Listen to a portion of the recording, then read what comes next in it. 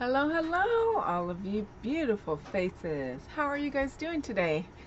So, before we get into these beautiful shadows, let's hear a little bit more about some safe people today and the Word of God. And the Word says, oh, I just lost the spot. I just opened the window and now it's blowing stuff all over. Where did it go? Okay, here it is. Proverbs 9:7-9 says, whoever corrects a mocker invites insult.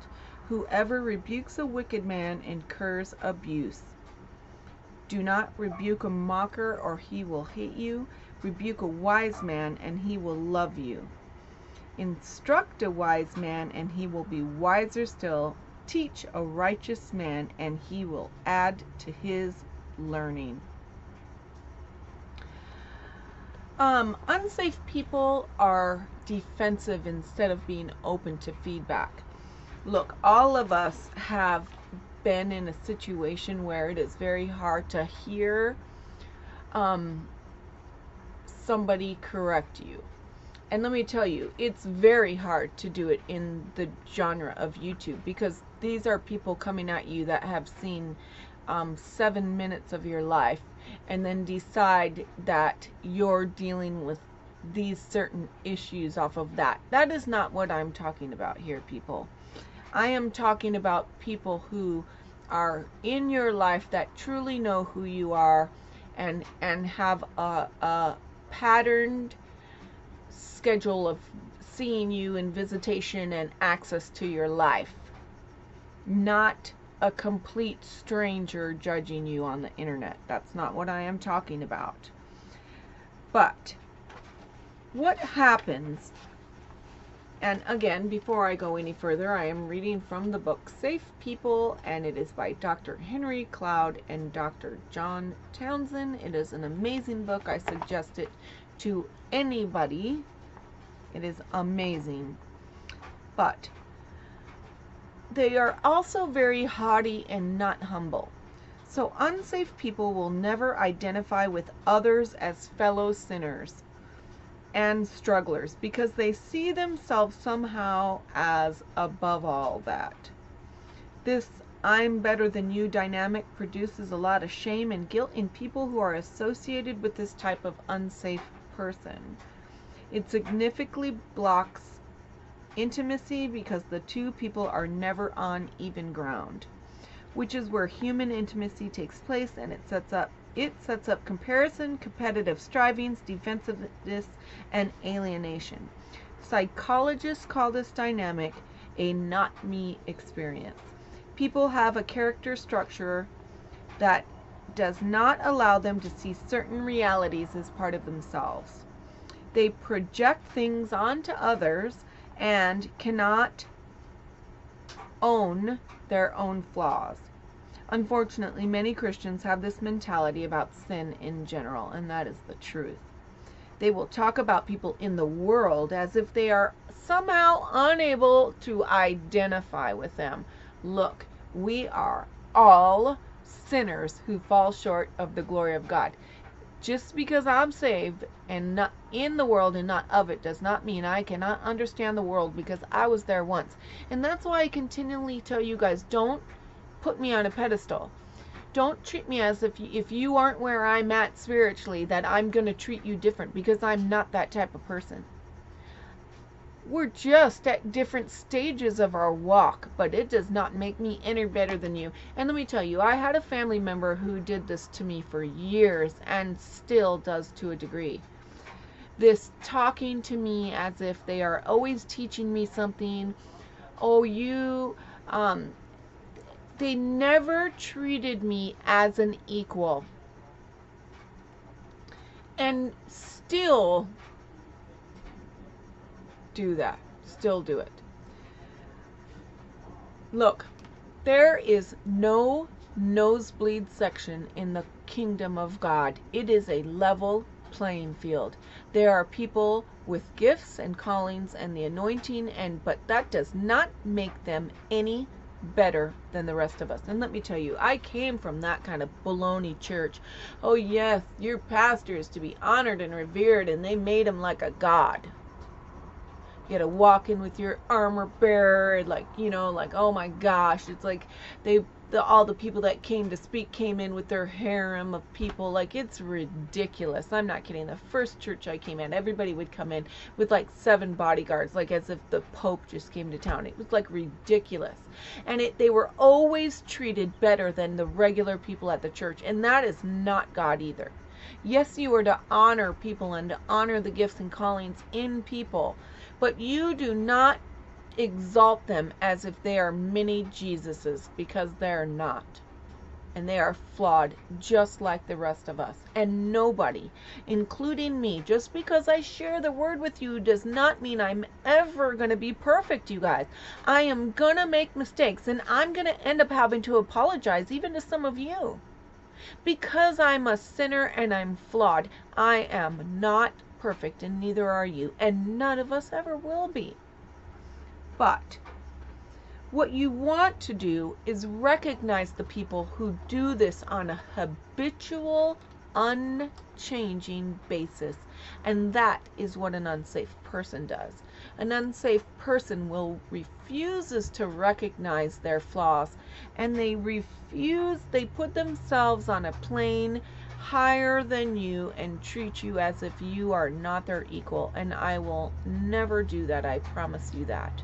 Because I'm gonna make errors, and I'm never gonna be perfect, and I'm never gonna be Jesus, and I don't want to be either, because he's my Lord. I don't want to be anybody else. I want to be the best version of who God created me to be. When people used to ask me, oh, if you could choose one person that you could be, who would you want to be? And I'd be like, I won't choose anybody. Because I don't want to be them. I'm not the type of person that looks and goes, oh, I want to be just like you. No. There's qualities I love and like in people and admire, but it doesn't, and I may try to better that gift inside of me, but I'm never going to want to be them. But I just want to be the best person who God made me to be, and that's all any of us should ever strive for, ever. But with that said, let's get into some beautiful makeup. And wow, with that said, I can see on this one eye how this is just like, this cream shadow here is just not coming across on camera right. It's not like in my mirror it looks the same, but on camera it looks different. But oh my gosh, I stumbled, and I mean stumbled, across a really great deal, because there's this little store by my house, and I was in there looking for some deals. It's kind of like one of those dollar store type of deals, but they have all kinds of stuff. They have some prices higher, some prices lower, but they have a bunch of different things. And I actually went in looking for a cup like this.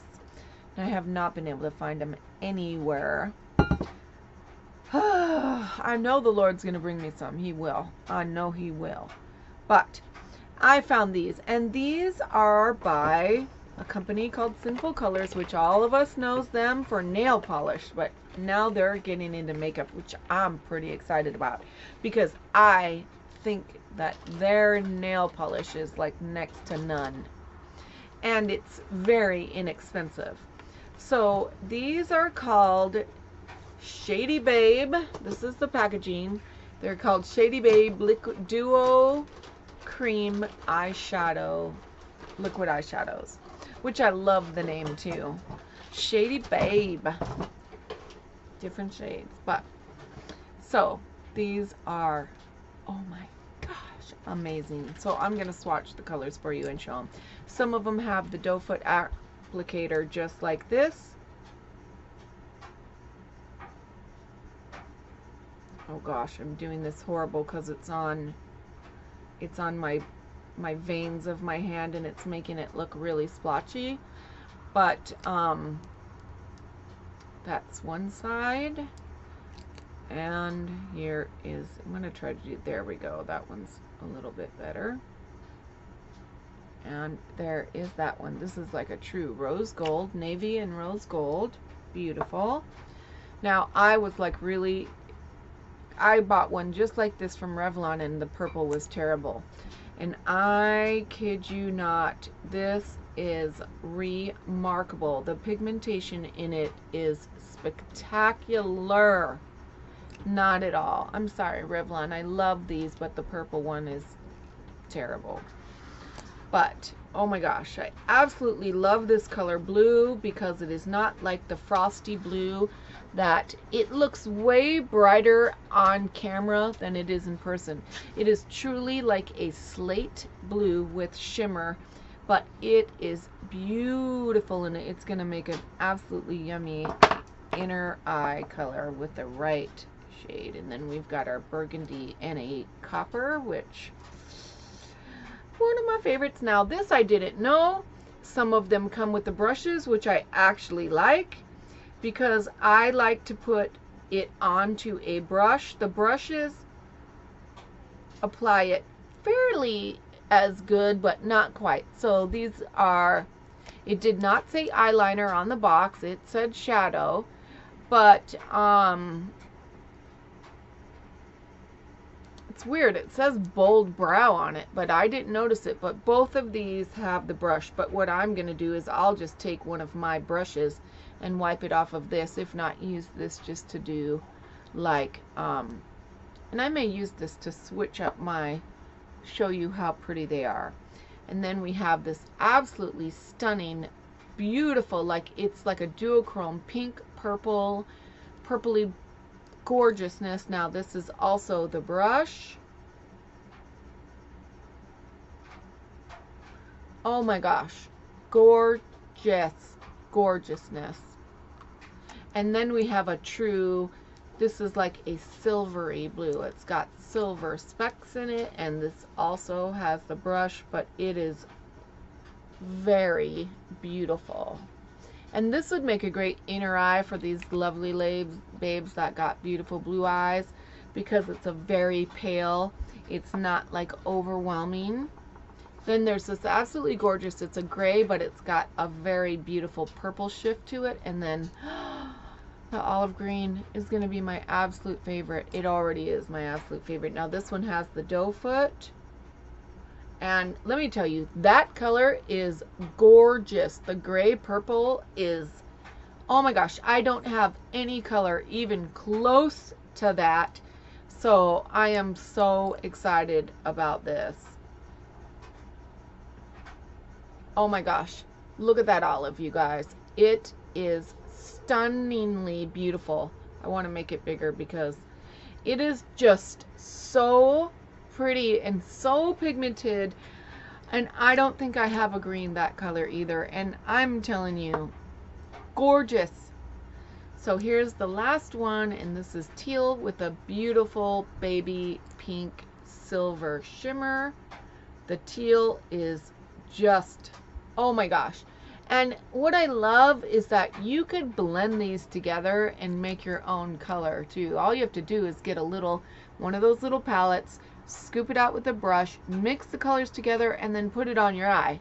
You mix it, it's liquid, it's eye paint. So, and oh my gosh, this one is so beautiful. Oh my gosh, I want to make it wider so you can see how pretty that is.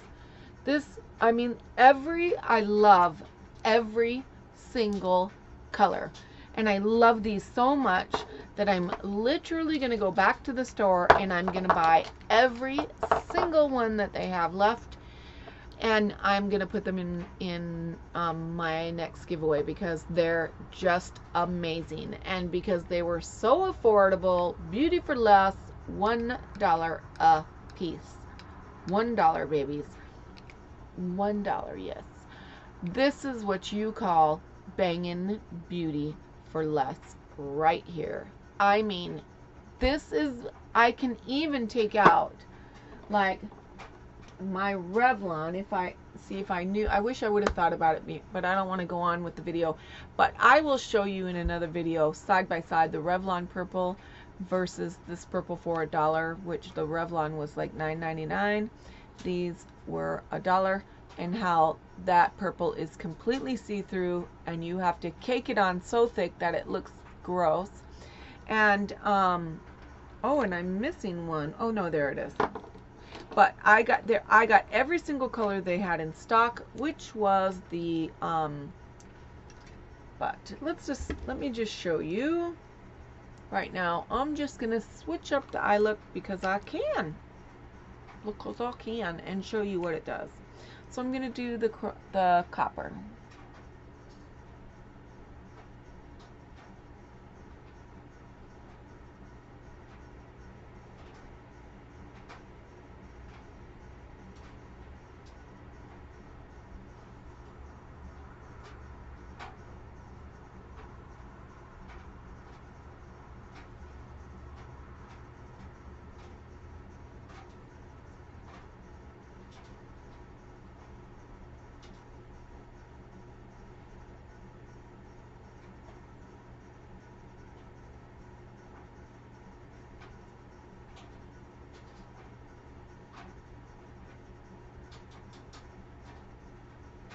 And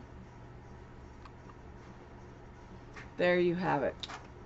A completely different eye look with the burgundy and the copper, and because the color underneath was like a pink, it is actually turning the copper into like a rose gold, and it looks amazing. So $1, you guys, you can get beauty for less. You do not have to pay these exorbitant, like, I'm sorry Huda, but Huda Beauty, $28. I mean, it's ridiculous. You do not have to do it to get amazing, beautiful, long wearing makeup. And I'm telling you, I've been wearing this. I put on the pink, this color earlier, and I have been wearing it, and I just doubled it up, and it still does not look all thick and goopy and like too much. It doesn't look like I have, like, you know, thick goopy stuff on my eyes. It still looks beautiful. And so there you have it. You can be beautiful for less. I love you guys, and I pray that God keeps you safe in this crazy world we live in. Bye.